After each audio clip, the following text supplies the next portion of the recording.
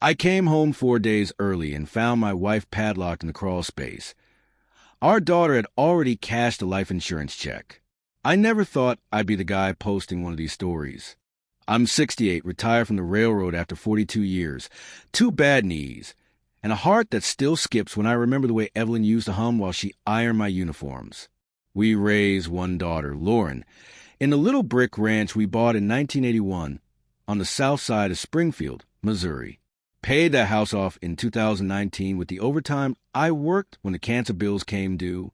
Evelyn beat it twice, but the third round took her in March of 2023. Lauren was 38 then, married to a slick-talking contractor named Derek, who always smelled faintly of new vinyl siding and cheaper cologne. After the funeral, Lauren kept saying, "Dad, you can't rattle around in this big house alone." She and Derek started spending more weekends helping. They replaced my old flip phone with an iPhone I barely understood, installed Ring cameras on every corner for your safety, and convinced me to add them both to my USAA checking account, in case something happens. I let it slide. Evelyn and I had spoiled Lauren rotten. Dance classes, braces, that overpriced wedding at the old glass place downtown. I figured this was just the bill coming due. In January this year, the doctor found a shadow on my lung. Stage 2 treatable, but I'd need chemo and probably couldn't drive for a while. Lauren cried real tears, hugged me, said, "We're moving in, Dad." No arguments. 2 weeks later, their moving truck backed into my driveway. They took the master bedroom. "You're closer to the bathroom and the hall one anyway, Dad," and turned Evelyn's sewing room into an office for Derek's business. I swallowed it. Family first, right? The chemo hit hard. I was sleeping 16 hours a day, throwing up the other 8. Lauren handled my pills. Said it was easier she kept them in one of those Monday through Sunday boxes. She drove me to infusions at Mercy Hospital, held my hand while the poison dripped in. Derek fixed the back deck, painted the kitchen that soft gray Evelyn always wanted, but we never got around to. It almost felt normal. My oncologist wanted me to do a clinical trial in Houston that started June 10th. Lauren booked the flights, packed my bag, even printed boarding passes. She kissed my forehead at Springfield Branson Airport and said, "Call the second you land, okay? Love you, Dad." I believed her. The trial got canceled 2 days before I was supposed to fly. Some FDA holdup. I tried calling the house phone, then Lauren's cell, then Derek's. Nothing. Straight to voicemail for 48 hours. Something felt wrong in my gut, the same twist I used to get when a train car was loaded off balance. I cashed in a return ticket, rented a Chevy Malibu with my AARP discount, and started driving the 580 miles home. Took me 11 hours with stops for coffee and a puke behind a Love's truck stop in Oklahoma. It was just after midnight when I turned onto Keene Street. My house was dark, except for the blue flicker of the living room TV through the blinds. Derek's white F-150 was in driveway, backed in like always, tailgate down and piled with flattened cardboard boxes. I parked at the curb, grabbed my cane, and let myself in with a key they hadn't taken yet. The house smelled wrong. No lemon pledge, no coffee. Just stale pizza and something sour I couldn't place. Lauren's voice drifted in from the kitchen, laughing that fake laugh she used with clients when she sold real estate part-time. "Yeah, title company says we close Tuesday. Cash deal, no contingencies. Once the old man's Medicare runs the final claim, we're golden." I froze in the foyer, heart hammering so hard I tasted metal. Derek answered someone on speaker. Life insurance check already hit. 2.4 after taxes. USAA overnighted to the LLC account. We're liquid, babe. Lauren again, closer now. God, can you believe he signed the beneficiary change? Thought he was updating after Mom died. Senile old bastard never even read the form. I must have made a sound because the laughing stopped dead. Lauren stepped into the hallway, holding a glass of my Glenlivet, eyes wide like a kid caught stealing. The color drained from her face when she saw me standing there with my hospital wristband still on. "Daddy," she whispered, you're supposed to be in Texas." I couldn't speak. My mouth opened and nothing came out. Derek appeared behind her, phone still in hand. "Mr. Harlan, the trial ended early?" I found my voice. Where's the paperwork that says I'm dead, Lauren? She blinked too fast. What? Daddy, you're confused. Chemo brain, remember? Come sit down. I pushed past her toward the basement door.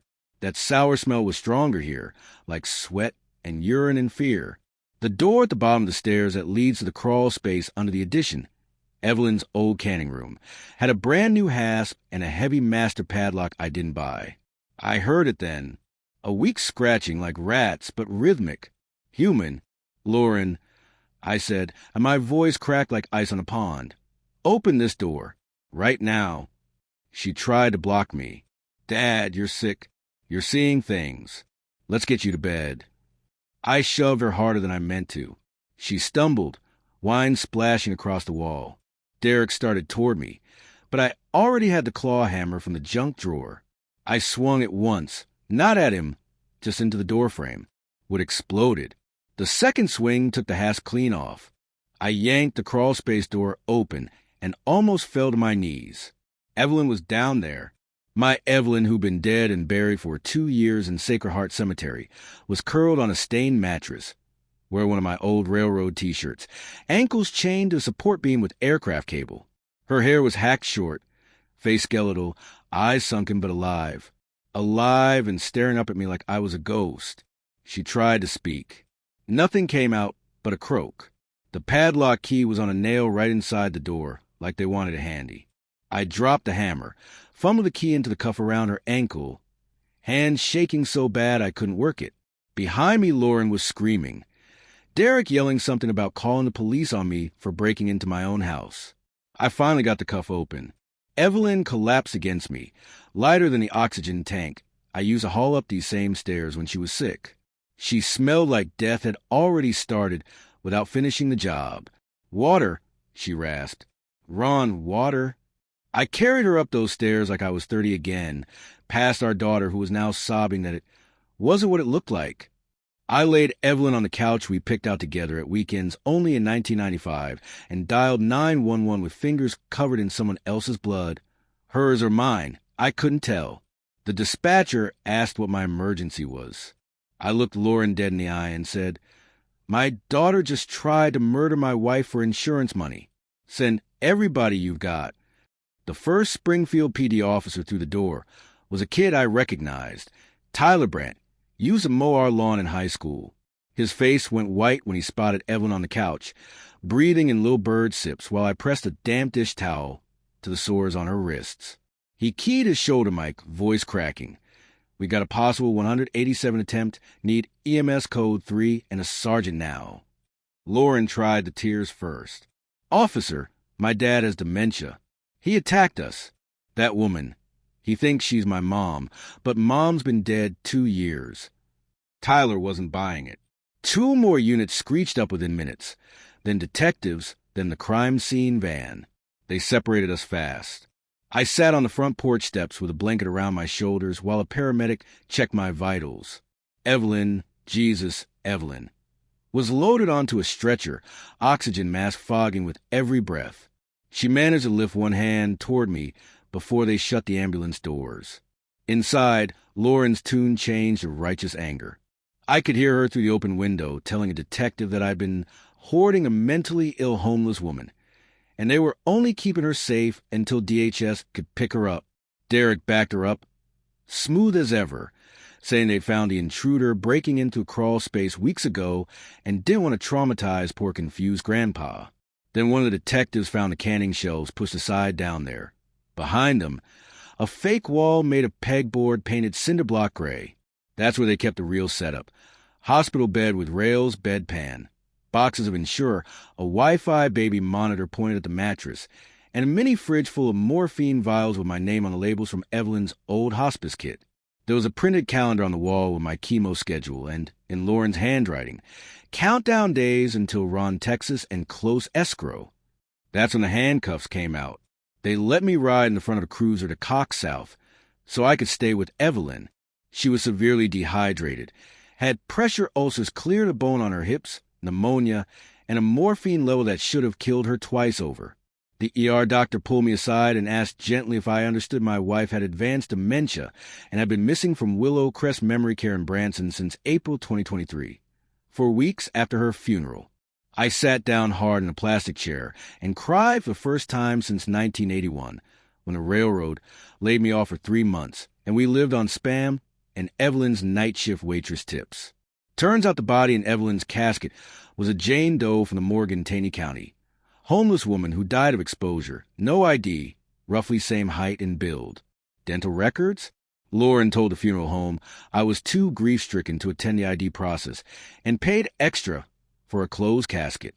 The medical examiner signed off because the death certificate already said metastatic breast cancer, and nobody double-checks when the family isn't screaming. Over the next 48 hours, the story unraveled like a cheap sweater.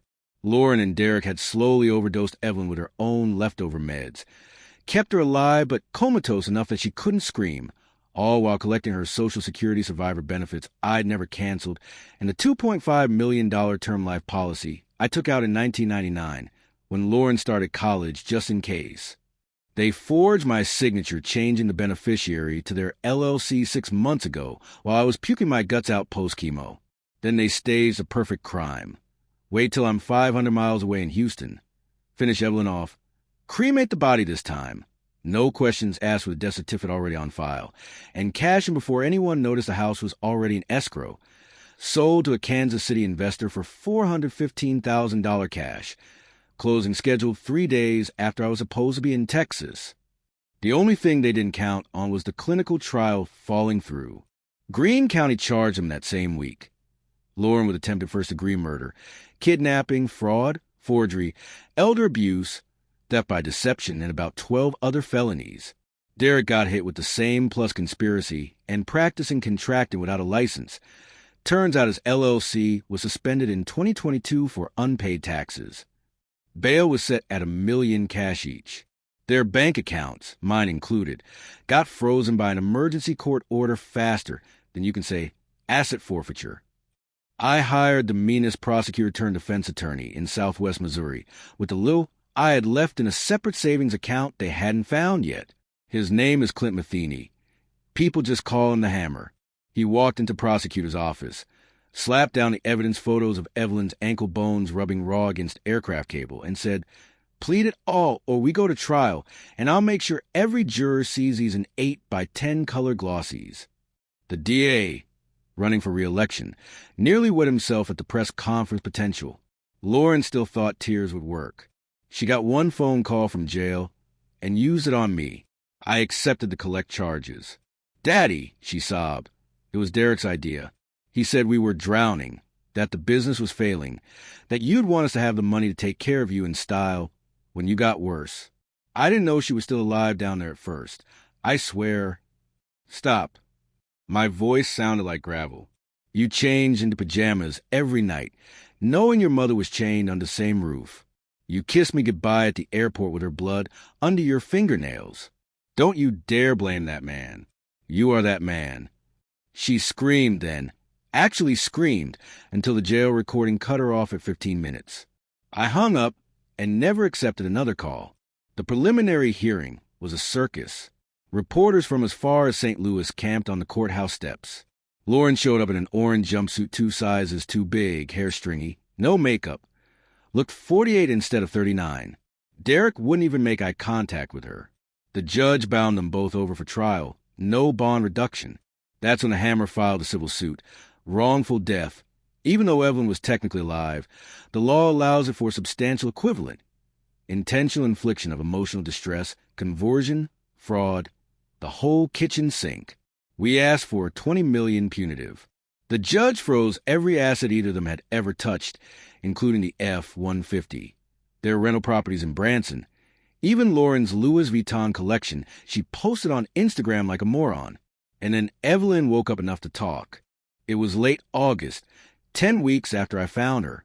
The infection in her tailbone was finally under control, and the speech therapist said the morphine fog was lifting. I sat by her bed in the long-term acute care wing at Mercy every single day, holding the hand that still had my wedding ring welded on by 50 years of love and arthritis. The detective brought a recorder.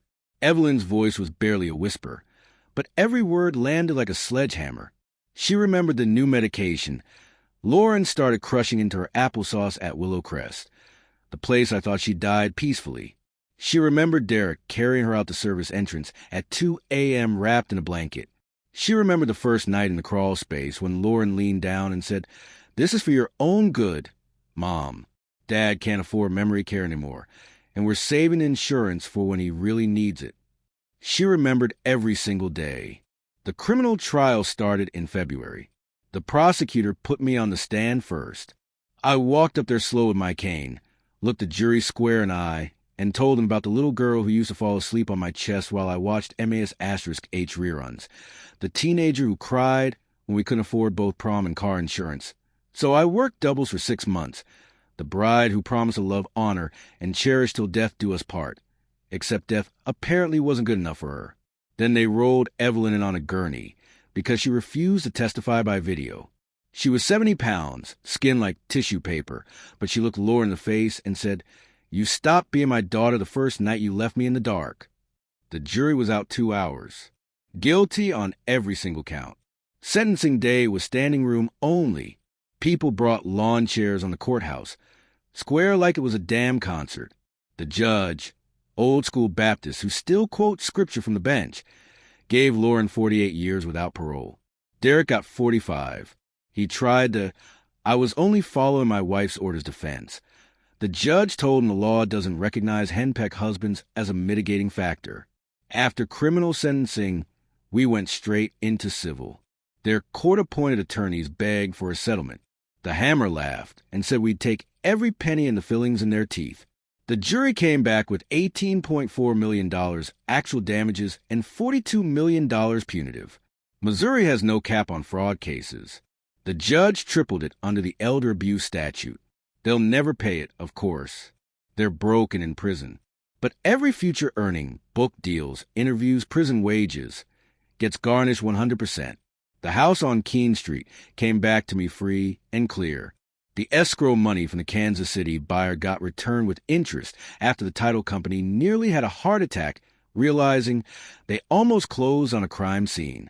Lauren's last act before they took her away was to mouth, "I'm sorry," from the defense table. I didn't mouth anything back.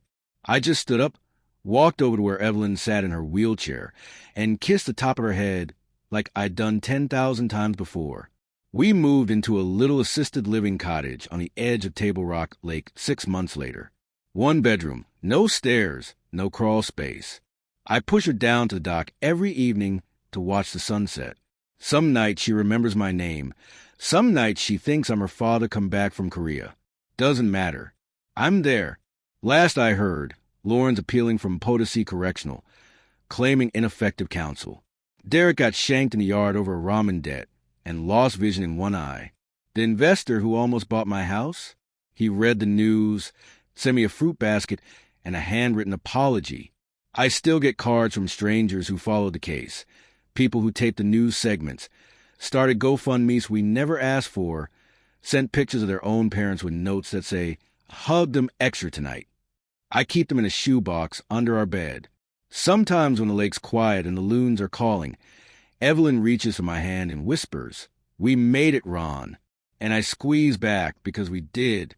The railroad gave me a pension and a gold watch after 42 years. Turns out the real gold was a woman they tried to bury alive who's sitting right here breathing next to me. And Lauren? She'll die in a cage with my name on her paperwork, and her mother screams in her dreams. Some debts you pay forever. That's the only inheritance she's getting.